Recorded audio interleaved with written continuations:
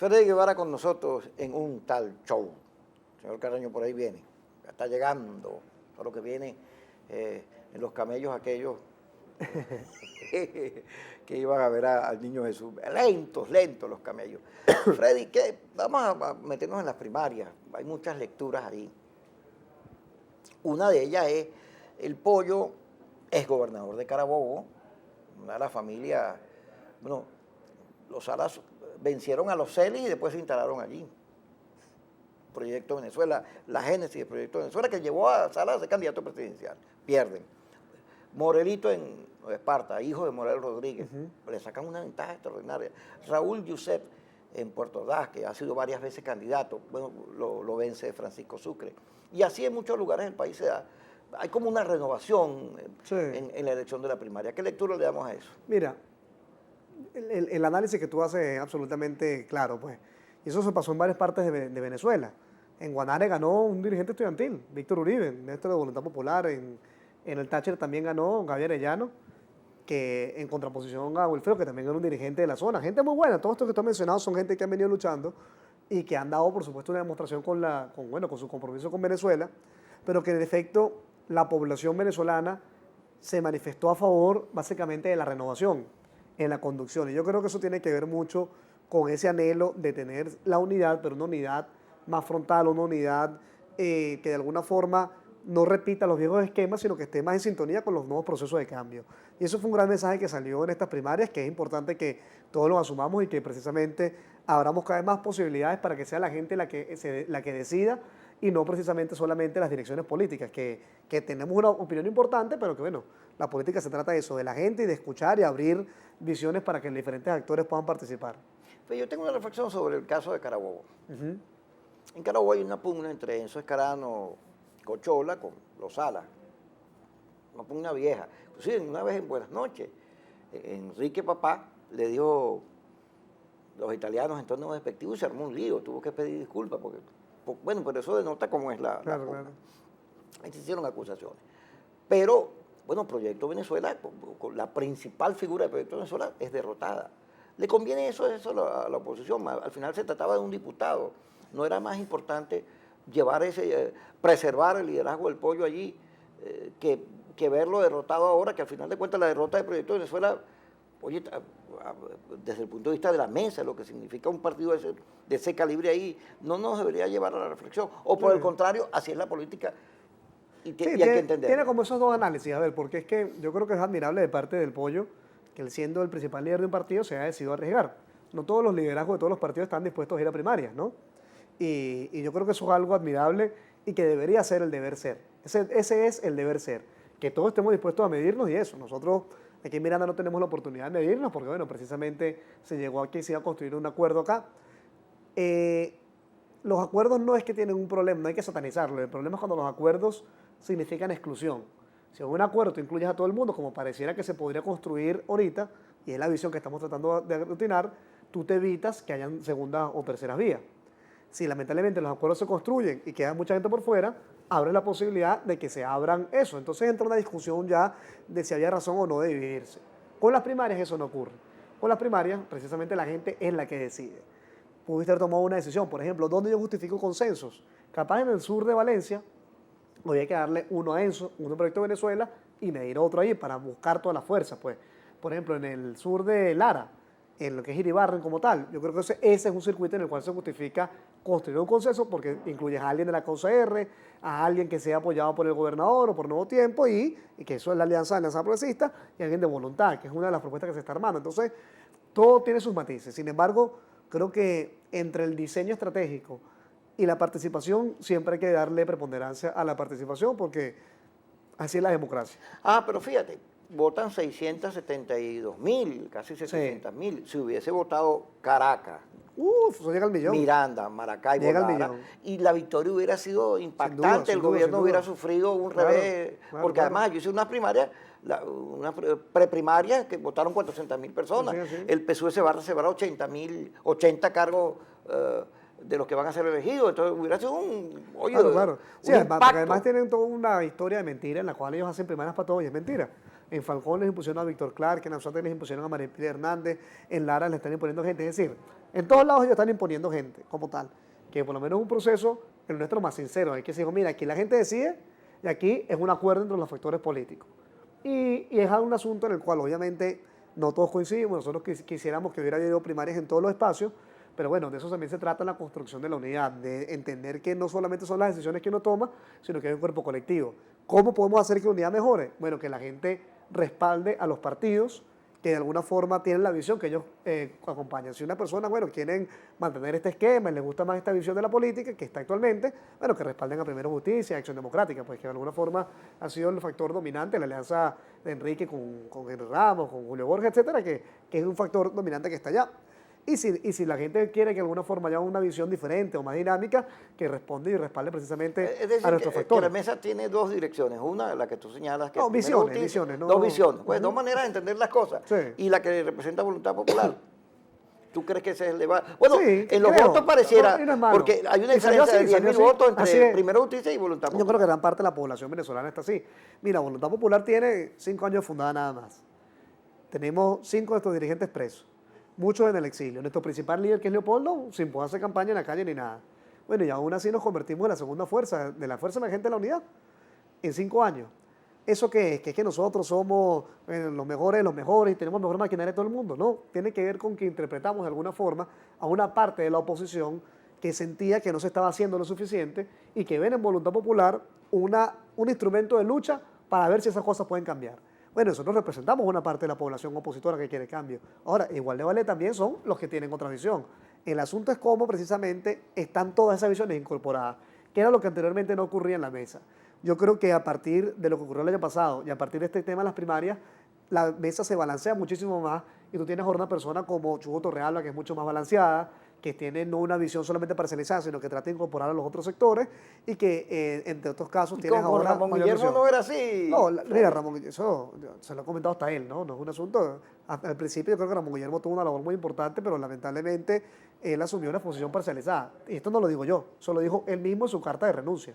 Cuando Ramón Guillermo dijo su visión de por qué renunciaba, él dijo que ya no era imparcial como tal y que era lo que refería. Pues entonces no es una acusación, es algo que él mismo reconoció y creo que lo adecuado en ese momento fue que él se retirara para que pudiéramos tener una persona que pudiera tratar de unificar a estas visiones. Y de eso se trata la democracia. Ajá, Freddy, le quitaron a Baruta un diputado. Sí.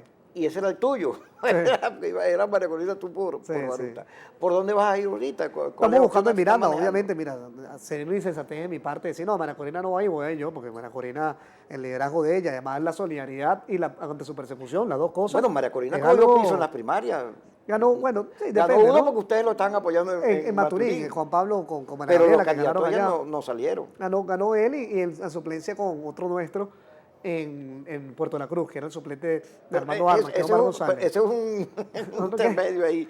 Sí, que estuvimos ahí ayudando también. Y bueno, pero como te decía, obviamente, mira, yo no me voy a poner con una insensatez decirle al país, no, bueno, yo quiero ese puesto porque a voluntad es el segundo partido. No, además, Mira, María Corina María es una Corina, víctima, no, no, la es sacaron una de la víctima Asamblea y además Nacional. una líder bueno, que tiene muchísimo que aportar a esta conducción y obviamente no sería eso.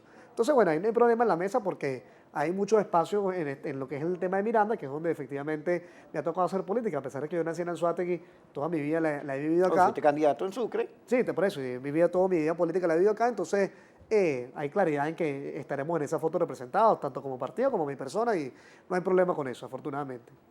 Ajá, fíjate, volviendo a un tema. Yo soy de los que cree, fíjate, que la mesa y la oposición tienen que estar clara que no hay salida sino electoral. Si tú tienes claro eso, todo lo demás, Claro, todo lo demás, puedes discutir. sí. Lo que sí me parece son visiones distintas es cuando tú inventas Sí. rutas rápidas y Que no que sean salgan los electorales. militares Sí. y empiezas a tirar unos discursos en los cuales no está claro lo electoral. Pero a partir de allí yo veo, bueno, unas visiones más inmóviles, o sea, más conservadoras, de menos riesgo, y otras, bueno, buscando abrir camino. Sí. Ahora, para ganar la Asamblea Nacional, yo lo vengo diciendo, ¿qué sentido tiene ir a la Asamblea Nacional? Tú que vas a ser diputado ahorita, seguro. Si Dios quiere. A calate a Diosdado Cabello que te imponga un poco de manos y te den unos cocorrones cada vez que le dé la gana. ¿Para eso qué sentido tiene ir? Claro. Hay gente que se molesta, no, que los diputados no iban. ¿Y para qué? ¿Para calarse una mayoría imponiéndole La Asamblea Nacional tiene sentido a ganarla, a cambiarla, a abrir los espacios de democracia. Y así tienen que hacer discursos. Ahora, eso involucra unas decisiones, ¿no? Claro. No, a ver, sin duda, obviamente, la asamblea es para ganarla. Yo sí creo creo que todo el país está decepcionado del rol de una gran cantidad de diputados nuestros. Tal es así que de 17 candidatos que se midieron en primarias, que eran actualmente diputados, o sea, diputados que querían la reelección y fueron a primaria, solamente ganaron 5. Algo le pasaron factura. Algo pasó ahí, ¿no? Ojo, y no podremos decir que todos eran malos. Capaz hay gente, por ejemplo, Vestalia, de Carabobo, Vestalia todo el mundo dice, todo el mundo de los parlamentarios, capaz la gente no la conoce, pero Vestalia todo el mundo me comenta que eran las mejores diputadas. Pero bueno, capaz recibió lo que era la visión de los diputados actuales y ese chaparrón. Armando Armas, por ejemplo, que ganó en Anzoátegui, le ganó a Marco Figueroa, que era también un diputado actual. Y gran parte de lo que lo decían, yo acompañé a Armando mucho en la campaña ya, sobre todo en Puerto de la Cruz, le decía, no vayas a ser como Marcos, no vayas a ser como Marcos. Injusto o no, yo escuché a Marcos hablando una vez y él decía, mira, es que en los medios no sacan lo que uno hace, etcétera. Pero en todo caso hay una percepción. Entonces, si bien efectivamente esta asamblea tuvo una problemática, yo creo que no se puede justificar tampoco que no se haya hecho esa lucha ya. Claro. Porque parte de entender que este problema no es un problema institucional, si bien la salida de esta crisis pasa por una ruta electoral, porque no hay otra forma de conseguir una salida que nos dé estabilidad política, porque bueno, cualquier otra cosa es, bueno, sales de un problema para meterte en otro. Así es. Para ver quiénes son los militares, quiénes son los locos que van a tomar, o sea, eso no tendría sentido. Si bien eso es cierto, lo cierto también es que hay que entender que no estamos en democracia y que la ruta no es una ruta en la que ganamos la mayoría de la asamblea tranquilos, repartiendo volantes, hablando con la gente, votamos y esto se la van a calar. No. Ahorita, más que diputados, lo que necesita la población es líderes que estén dispuestos a representar a su pueblo en la lucha política. Porque no es ir allá a levantar una mano y a redactar una ley, es ir allá a ser la voz de un pueblo que quiere cambio y asumir en primera persona el principal mandato que tenemos todos allá, que es iniciar un camino para abrir las puertas a Venezuela al cambio. Porque, y eso es una reflexión que yo hago a quienes de alguna forma piensan que no tiene sentido el tema de la asamblea, pero que quieren el cambio. Es preguntar, bueno, ¿cómo es más fácil lograr el cambio del sistema? El cambio de Maduro, el cambio de la cúpula corrupta del PSV. ¿Con la mayoría de la Asamblea Nacional o sin la mayoría? Obviamente que con la mayoría. Y luego viene capaz otra pregunta, bueno, pero es que no la vamos a ganar porque nos la van a robar o las condiciones son injustas. Bueno, pero ¿qué hacemos? ¿No peleamos o la peleamos? Entonces, sin duda, la población venezolana no confía en el CNE. Yo tampoco confío en el CNE. Es más, la unidad no confía en el CNE, estoy seguro de eso. Entonces, el reto nuestro... El CNE no confía en ellos mismos, ellos saben, capaz se cuidan ahí qué va a ocurrir, ¿no? Cuando se reúnen.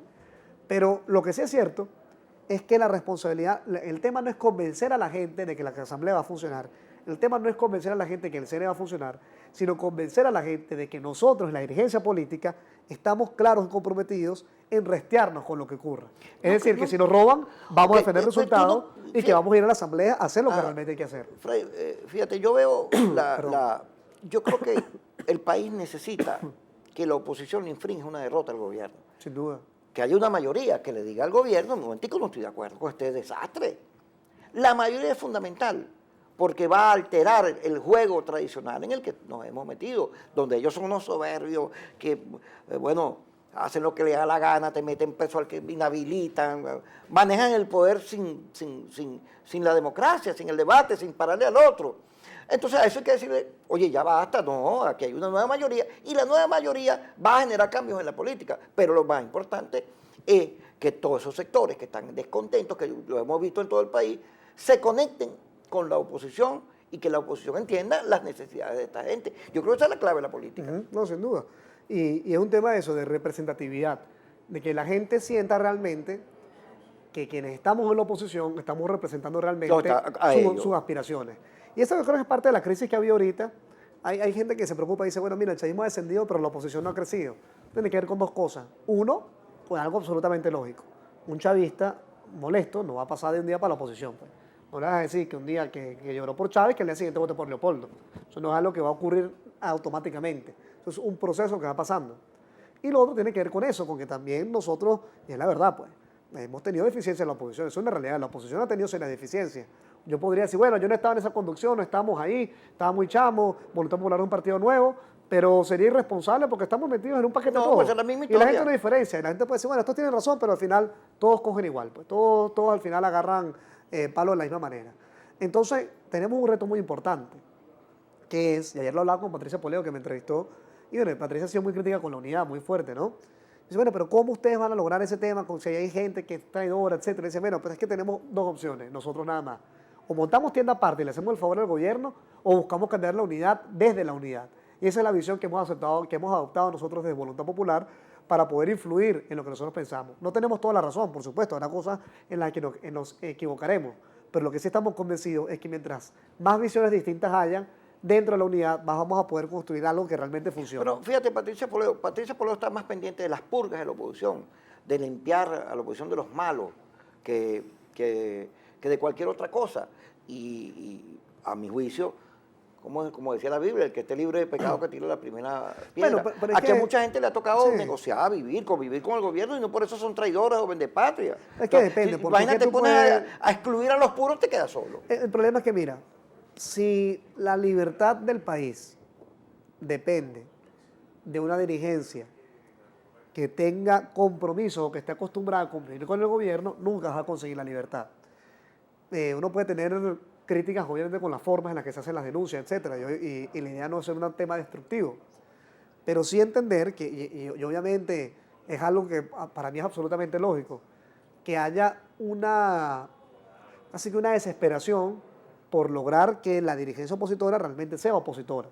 Entonces, el tema es la forma, insisto, nosotros había una de dos opciones, o agarramos, o denunciamos, nos íbamos para afuera, que creemos que en este momento le hacemos un flaco favor al gobierno, buscamos otro momento algo distinto, pero ahorita eso no es viable, pues, porque es que electoralmente el gobierno, si tú tienes dos opciones en un lugar, en la mayoría de los sitios, hay lugares en los cuales podrías darte ese lujo, pero hay muchos lugares en los cuales no, hay lugares que son los que hay que terminar de ganar, en los cuales si divides, más bien estás haciéndole un favor al gobierno.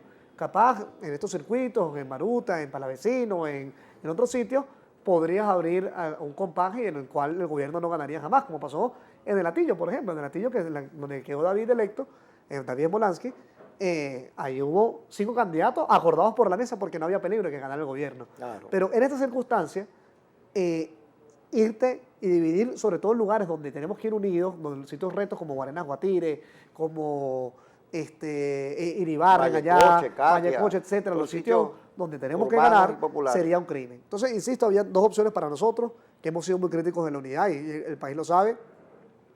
O nos abríamos y montamos tienda aparte y le hacíamos un favor al gobierno, que era lo que nosotros pensábamos que iba a ocurrir, o tratábamos de cambiar las cosas de adentro y ayudar a que aquellos descontentos con la unidad vieran en nosotros una posibilidad de a empujar a que esas cosas cambien de manera positiva. Fíjate, Rafael Poleo, que no es un santo de mi devoción, ha venido haciendo unos artículos muy interesantes. Él dice que el gobierno va a centrar su campaña en la abstención, Ajá. tratando de que esos sectores que están descontentos no voten ni por ellos ni por la oposición. Así es. Entonces la oposición no recoja mayoría. Y encuentra en la oposición gente que le hace el favor, porque empiezan a hablar mal del CNE, que hay que hablar mal del CNE, pero hay que decir que hay que votar. Empiezan a crear salidas y soluciones que no son, o históricamente no han funcionado, sino más bien retroceso, y son tan radicales que viven diciendo que la oposición es aliada del gobierno, como lo hizo Diego Arri en una entrevista con Newsweek, diciendo que la MOP era una aliada del gobierno. Entonces son tan, digamos, críticos que terminan ayudando a los otros sectores.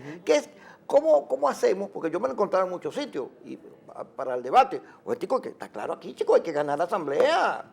Ese es el escenario que está planteado. ¿Cómo hacemos con esa tendencia opositora que en las encuestas parece que el principal problema del país es el escepticismo, sí, la desesperanza, que en vez de contribuir a una opción victoriosa, esperanzadora, insisten en generar desconfianza hacia el liderazgo? Mira, hace poco yo estuve en un foro, ¿no?, que es bien conocido en este país, que se llama Girajara, ¿no?, que se reúne todos Eso los es en años. Lara. En Lara, ¿no?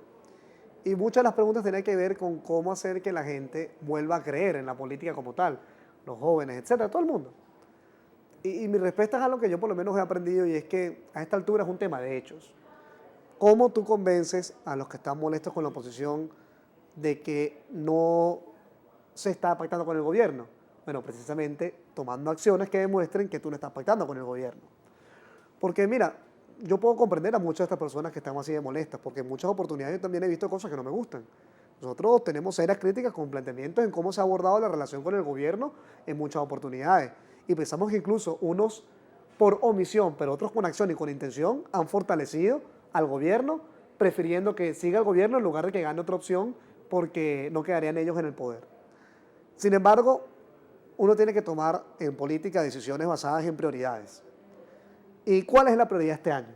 La prioridad este año es ganar una institución que le permita un freno al gobierno y que le permita abrir las puertas al cambio. Esa es la prioridad este año. Entonces toca poner esas otras diferencias, esas otras acusaciones en un cajón, siempre y cuando eso no atente contra el objetivo real, porque también te diría, si para ganar la asamblea tú tienes que lograr salir, que si identificamos que hay unos tipos que están pactando con el gobierno y los elegimos de diputados, antes de que se me volteen después los saco ahorita y los denuncio ahorita, y asumo ese costo. Pero en esta situación ahorita, lo fundamental es aglutinar la mayor cantidad de esperanza posible para que podamos lograr ganar la mayoría de la Asamblea Nacional y a partir de ahí lograr iniciar el cambio. Estoy seguro que, mira, muchos de los actores que puedan estar en la oposición pensando en cohabitar con el gobierno. Tuve una discusión hace poco con Enrique Ochoa Antich, que él me mandaba, no, que lo que viene es cogobernar desde ese. Yo le dije, mira, hermano, tenemos una diferencia absoluta. Nosotros creemos cero en el cogobierno. O sea, no te puedes cogobernar con unos delincuentes. Porque quienes han saqueado a este país están ahí, están en el gobierno, lo saquearon. Delincuencia y además violaciones de derechos humanos y cosas horribles que han hecho en nuestro país. El cogobierno no es una visión para nosotros, no es una realidad. Ahora, la reconciliación sí es otra, no la venganza, la justicia, que es otra situación. Y obviamente entender que para lograr un cambio político va a tener que haber un espacio en el cual estas personas puedan desempeñar su rol político, quienes están haciendo política, no quienes están haciendo malandradas y delincuencia. Entonces, bajo ese principio, nosotros tenemos que entender que ganando la mayoría de la Asamblea Nacional, tú puedes abrir esas compuertas al cambio, no al cogobierno o a la cohabitación del régimen. Y ese es algo que nosotros nos mantiene con el foco firme y creo que es lo que debería ayudar a pensar a todos aquellos que tengan algún tipo de duda para que unifiquemos esfuerzos y nos montemos en esta batalla. Bueno, esta última intervención tuya está buena para discutir muchas cosas, pero ya se nos acabó el programa. Gracias, Freddy, gracias. por estar con nosotros. vertvnoticias.com